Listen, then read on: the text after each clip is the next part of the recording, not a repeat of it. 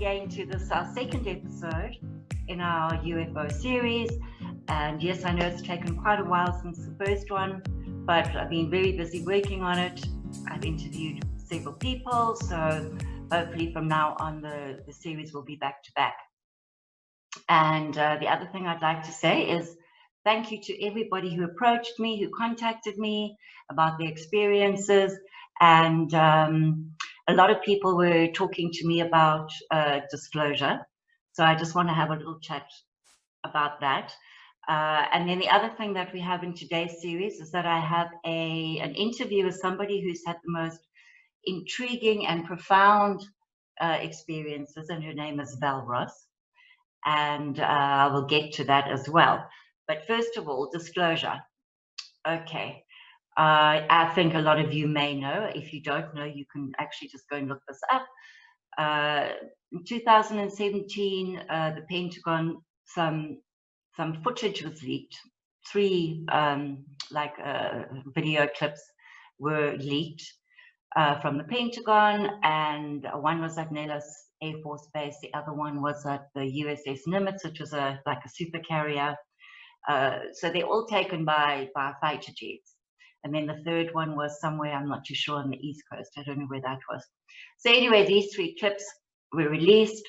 And I remember at the time when I had a look at those, I thought it was very disappointing because, quite frankly, all the footage that has been taken by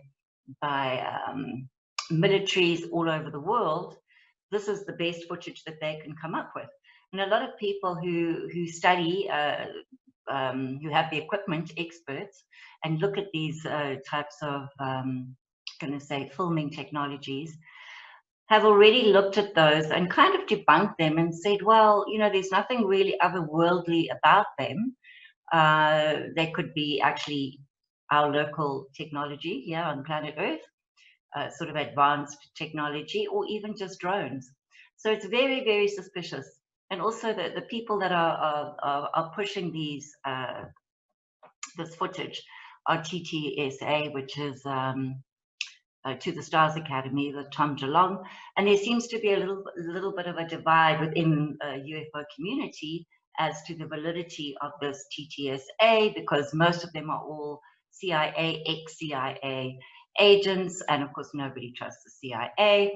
And also Pentagon and government are very good at putting things out and then retracting them and saying, oh, no, well, we know what this is and there's nothing to see here. And that's kind of already starting to happen with these sort of ATIP videos.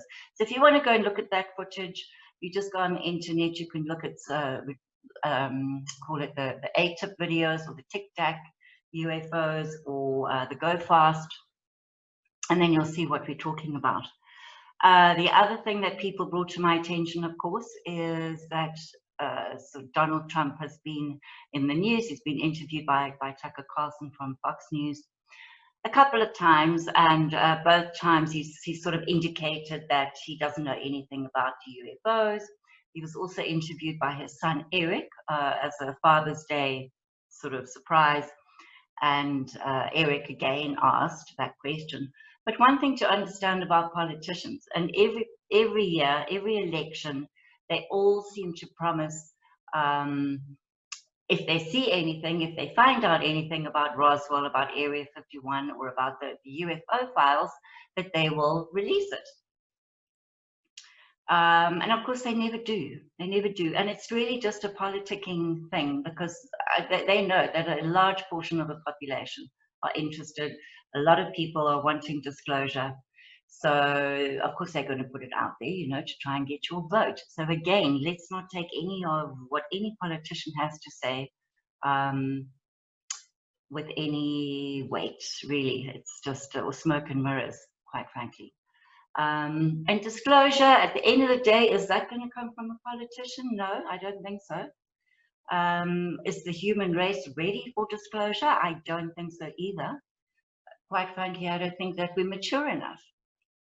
You know, I think there's just too many crazies on the planet. You'd have all these sort of the fundamental religious groups. Certainly, I know fundamental Christians, not all Christians, but the very extreme ones will be saying, oh my word, you know, that it's Satan. Satan is beguiling us, and they're demons.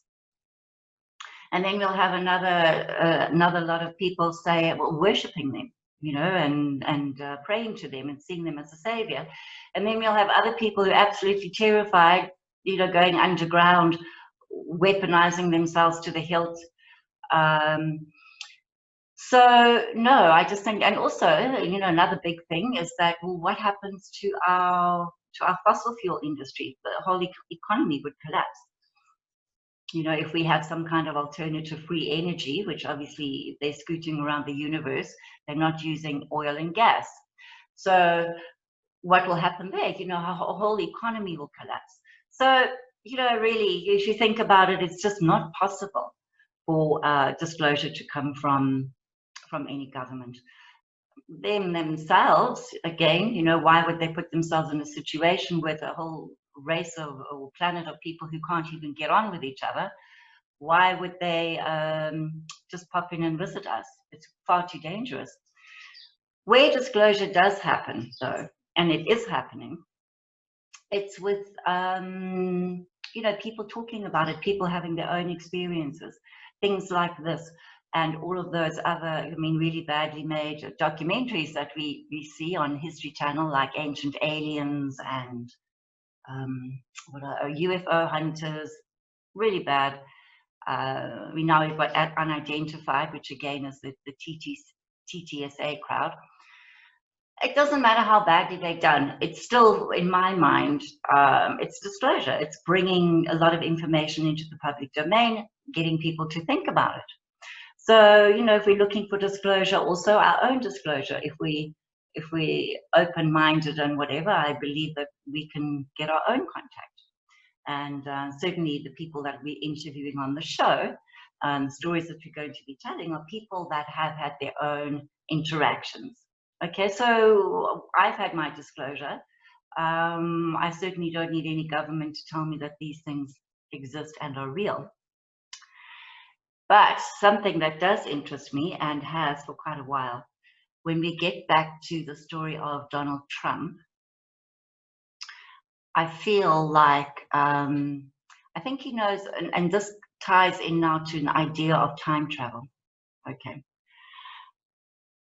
When you look at him and you see how brazen he is and so overconfident, I often look at him and think, but he must know something, because he just gets away with it every single time. Every time people try and take him down, he gets away with it. I don't think he's even bothered. I think he secretly laughs at every single thing they want to throw at him. And why is that?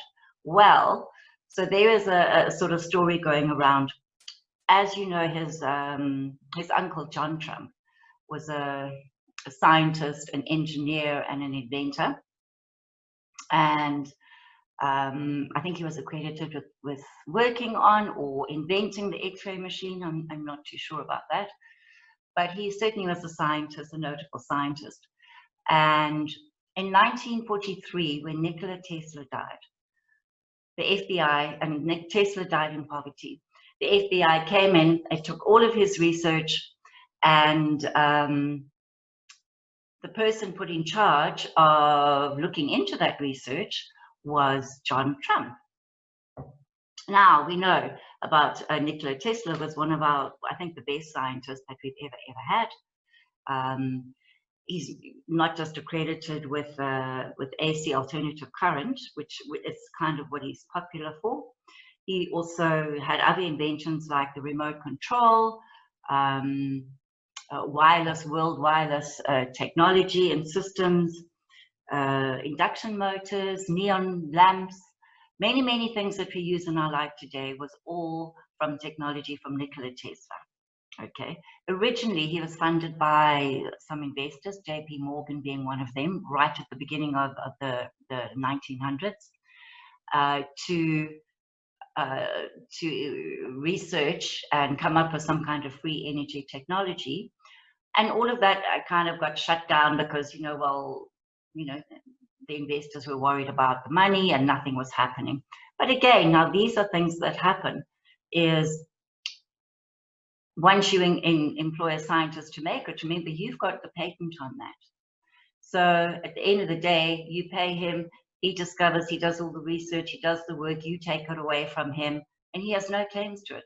And this throughout the ages has been happening a lot with our scientific developments and advancements and technologies. So Marconi was accredited with inventing the radio, which is actually not the truth. I think it's been reversed in history, because again, that was Nikola Tesla, and that was all stolen from him. Thomas Edison invented the light bulb. No, he didn't. It was Nikola Tesla who invented the light bulb. Okay, so a lot of things. Now, we also know that he was working on something called the death ray, and also time travel. Okay, so this brings us all the way back now to John Trump. And I've often wondered and thought to myself, well, you know what?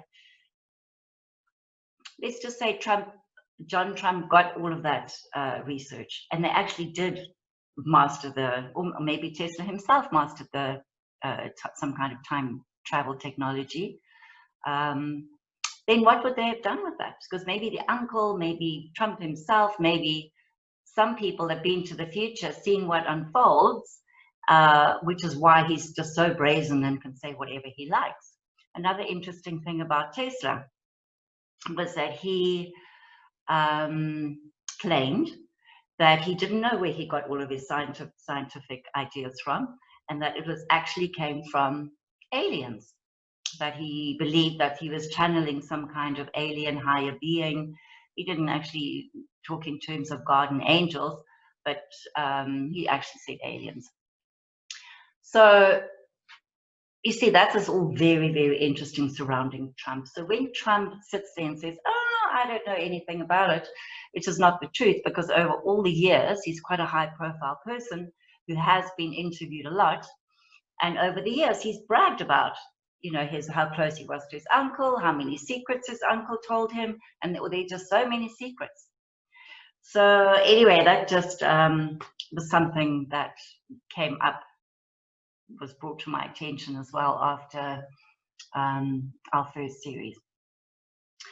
Okay, now I'm going to tell you about Val. So Val Ross, Val is not a spring chicken, but she's a very vibrant, she's got everything, all the faculties together, and she's told me these stories quite a few times now, and they never change.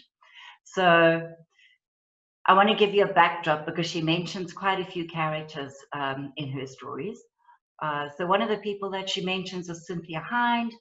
And I know that I don't know about the 60s, but I know 70s, 80s, and 90s, Cynthia Hind was our UFO researcher here.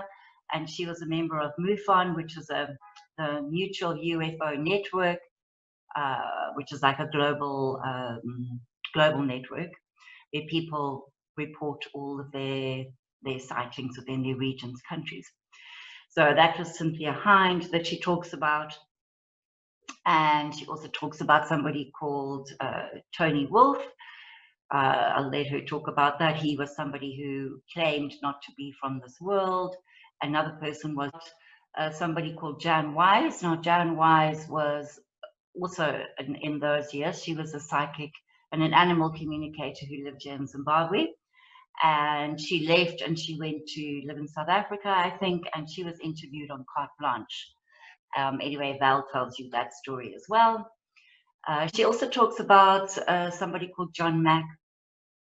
So John Mack was a professor of psychiatry at Harvard University, also a Pulitzer Prize winner for writing books. So very highly regarded in the world, in the field of psychology and psychiatry.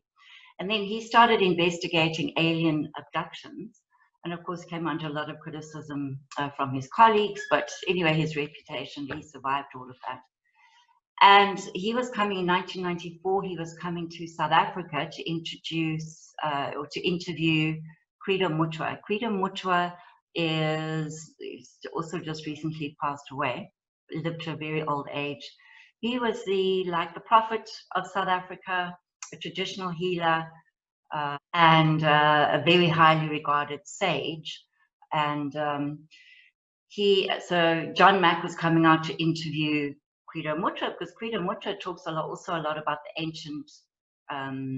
ancient history of Africa, of how South Africa or Africa was seeded. And again, he also claimed that all of that seeding came from otherworldly beings.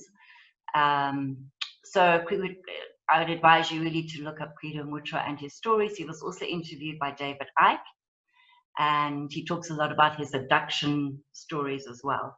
So that's why John Mack was coming. And at the same time, we had the aerial school sighting. So he changed his travel plans, and then he came to Zimbabwe, of course, to interview all the children. And while he was here, he gave a couple of talks, and one of them was at Hellenic School.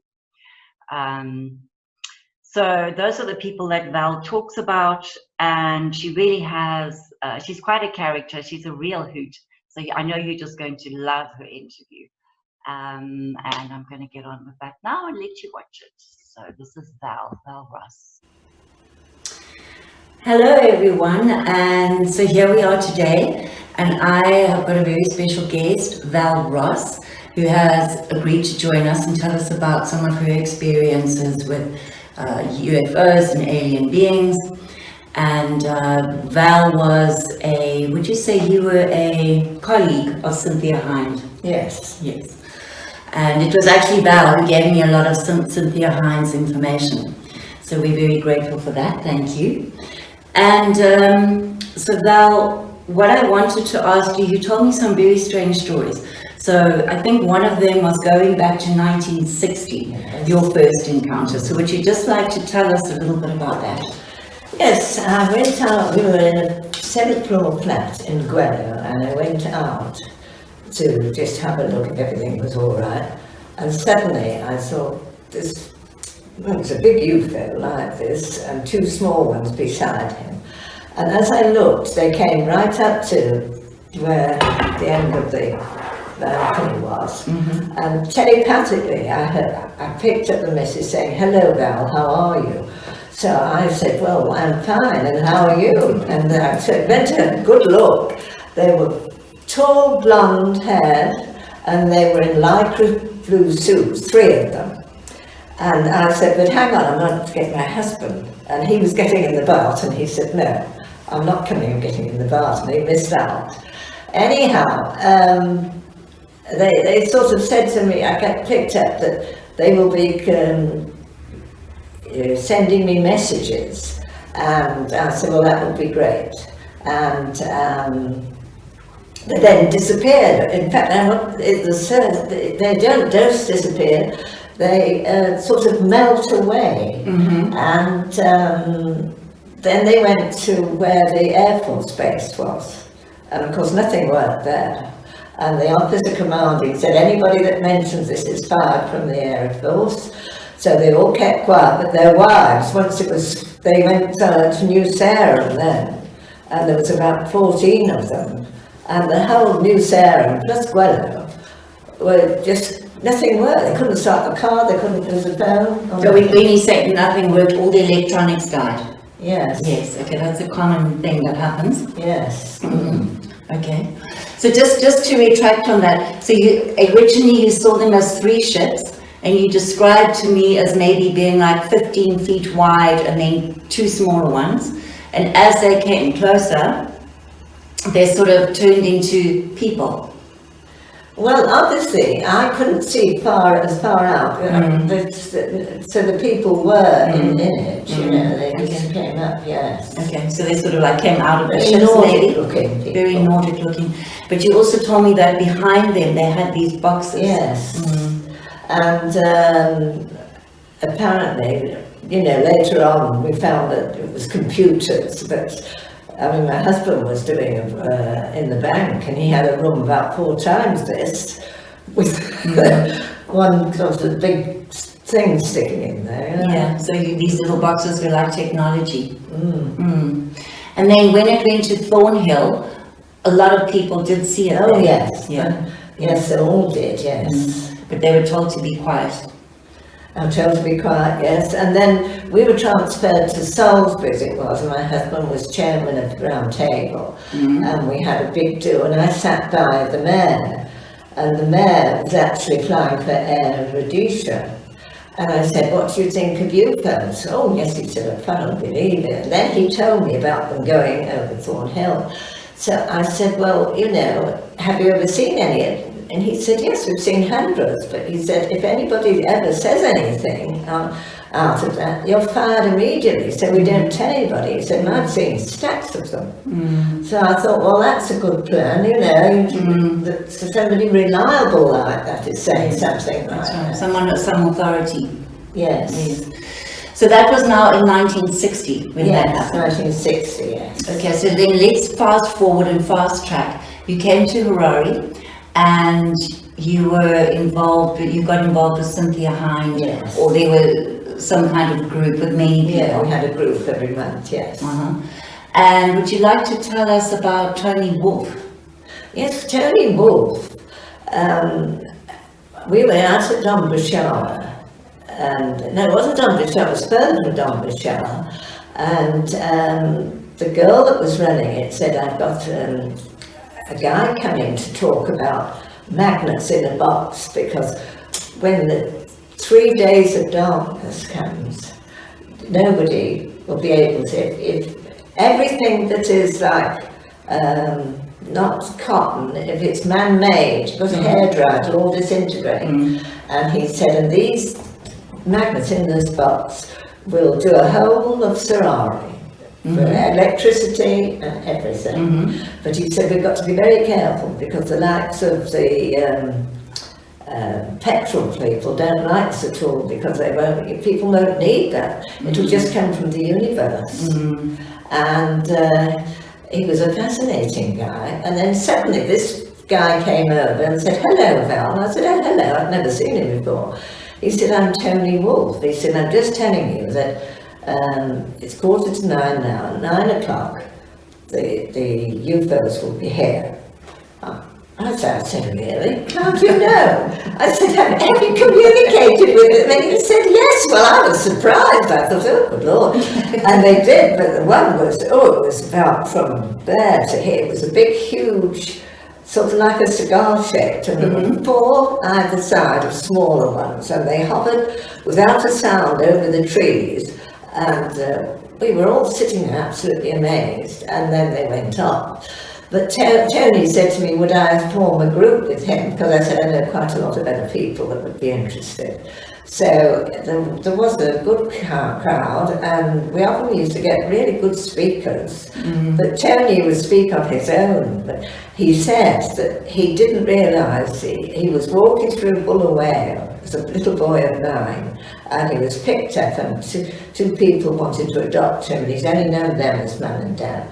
But he said it was only during the Bush War that their group was really going down the tube, you might say. And then on came a massive UFO and said to Tony, you are one of us.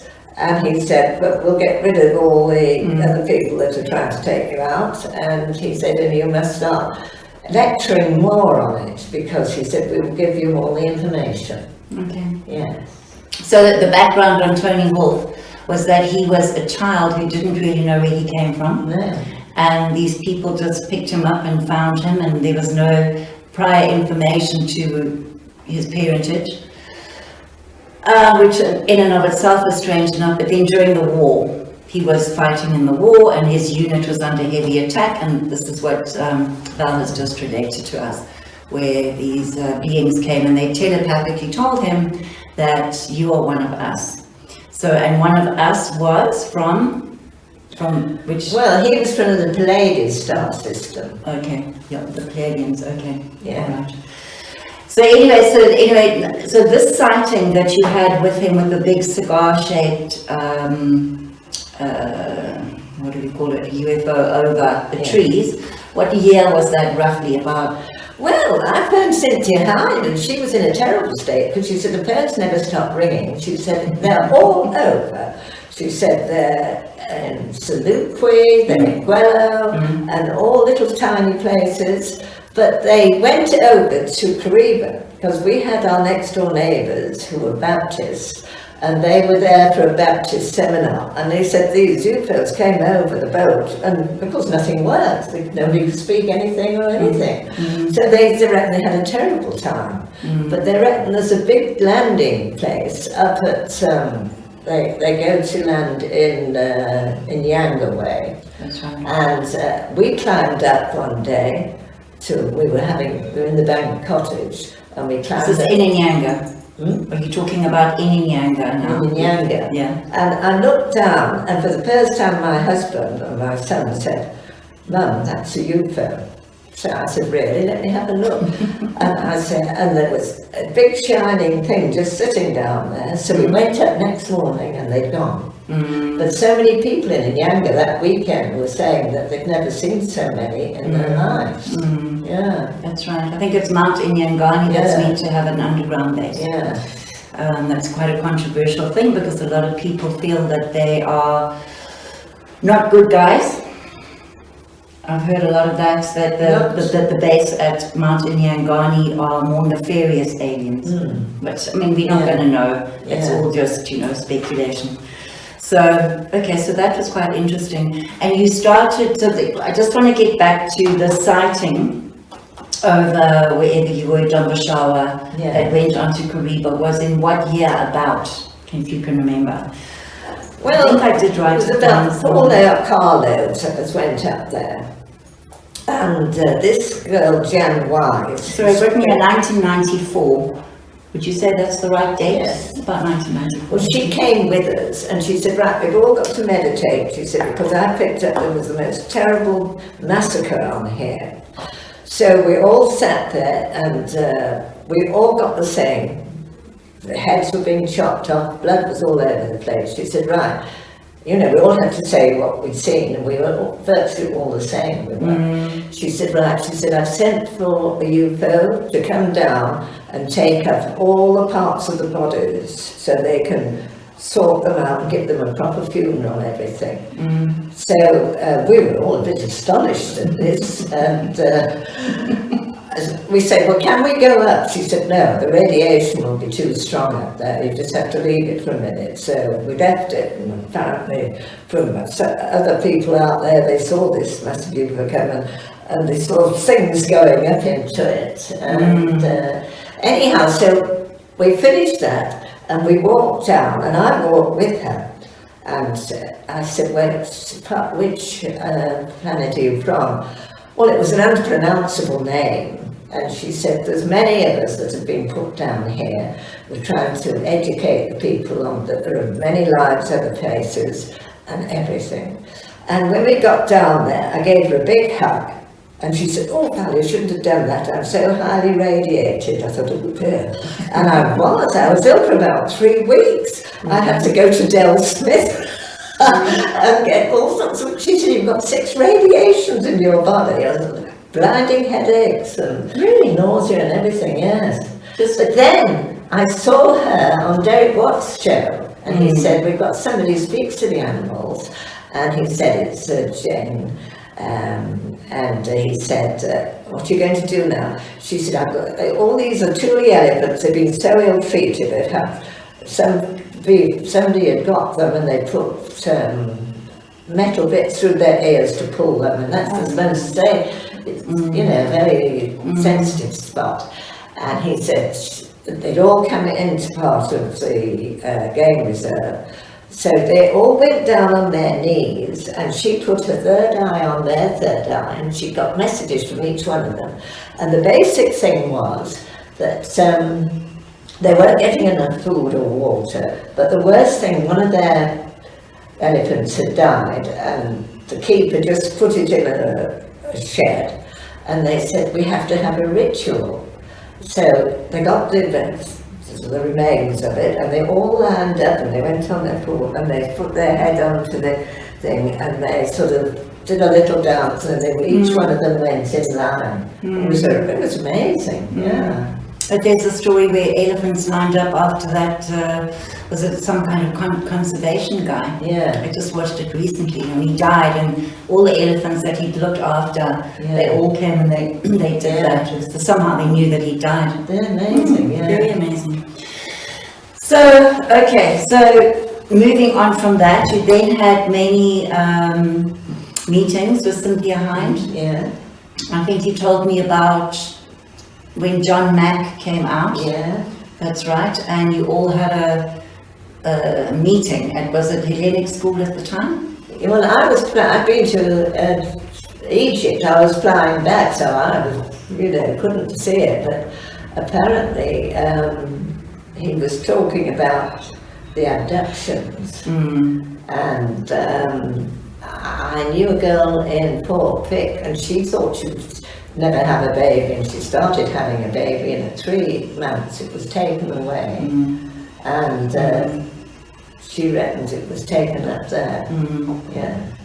You also told me about an experience you had in America that you weren't sure, it could have also been an abduction. You ended up with all those implants in you. Oh yes, that was when we went to Area 51, and it was in what's the name of that? Las Vegas. Las Vegas. Las Vegas, yes. And we were on a coach trip, and it had to be up at 6 and breakfast 6:30 and bags out and everything. And I came to, and Ken kept trying to wake me up. I said, no, I can't wake up.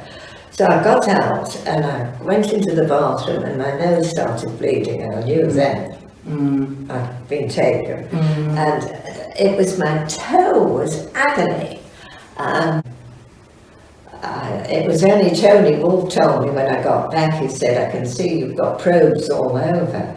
And we were having a talk with Del Smith, and 3 girls opposite me kept going like this, and then they said, we can't sit opposite Val. She's got a huge antennae which is flat, taking all the and Tony had to take one out from my back and my legs, and goodness knows So these are more like psychic implants? Yeah. They're not necessarily physical ones?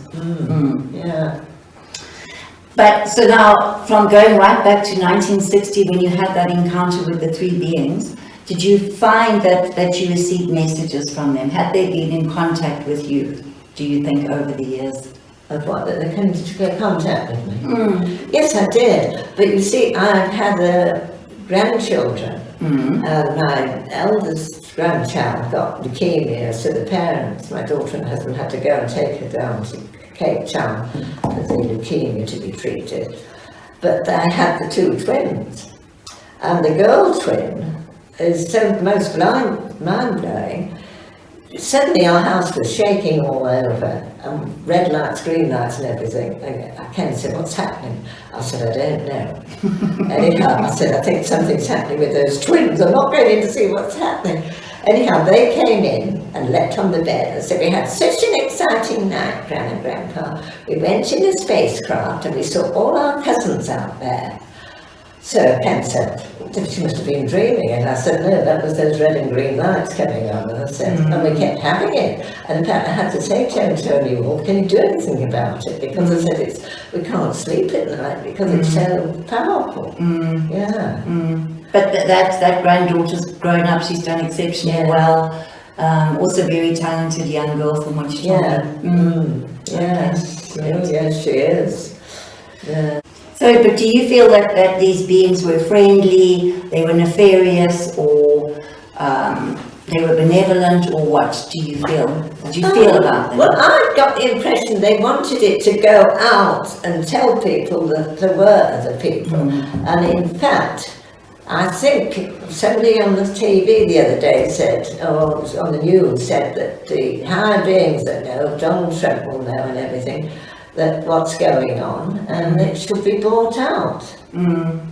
That's right. Well, we're not going to know that. Anyway. Well, I think we will soon, yeah. We will soon. Yeah. Anyway, Val, steal all your time. Thank you so much for joining us and thank you. sharing. Yes. And I'll have a chat to one or two of my friends. Yes, please see do. if I can get something out of them. yeah, get something out of them, because I know a lot of people know about this stuff. Yes. It's also just a willingness to come forward Yes, and speak it is, sometimes. yes. That's right. Thank you. And thank you, Tania. So isn't that just an amazing, fascinating recount of events? I mean, really, she's quite a remarkable person, Val, and we're very, very grateful to her. And she has more stories to share with us. So we can look forward to that. Now, our next series will be coming up, third episode. And on that, I've got interviewed a family. We've got the Squires family. I've got Abby Squires and Atherton Squires. We've been having experiences for many, many years. The whole family have. And we also have somebody called Les, who has having many experiences as well. So that's something that you can look forward to in our second series. And for today, that's it. Please share this, because you never know who might be interested, who would like to actually get in touch with me and share their stories. Because really, that's the only way we're going to keep a record and find out what's going on here. And just one more thing that I wanted to add was I'd like to create some kind of a hotline so that anybody who wants to contact me or share their story, you can contact me. I'll give you my phone number now. It's 0772 702 280. And I'll put that also in the description below. So you can call me, you can WhatsApp me, you'll all be extremely well received. And so that's it for today. And